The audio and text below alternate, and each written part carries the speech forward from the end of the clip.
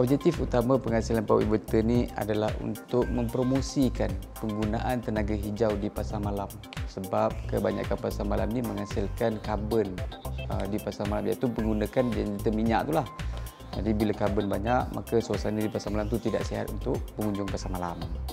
Kalau kita tengok peniaga-peniaga pasar malam di mana-mana pasar malam, mereka akan menggunakan generator minyak tu kadang untuk semata-mata hidupkan LED, lampu LED saja, yang mana kadang bebannya kurang 100 watt. Tak perlulah mereka pakai generator minyak. Sepatutnya mereka dah boleh gantikan kepada power inverter. Untuk sekali cas, saya beritahu setelah kita buat perkiraan, sekali cas ambil masa lebih kurang 8 jam untuk siang hari. Dan sekali cas 8 jam tu baru 40 sen. Berbanding minyak RM5. 1 liter bahan bakar, kalau kita bakar minyak, dia akan menghasilkan 2.3 kilo karbon dioksida.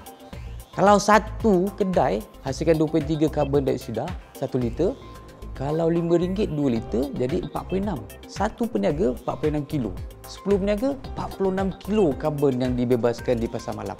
Jadi sebab itulah saya memberikan satu saranan untuk menggantikan generator minyak kepada power inverter.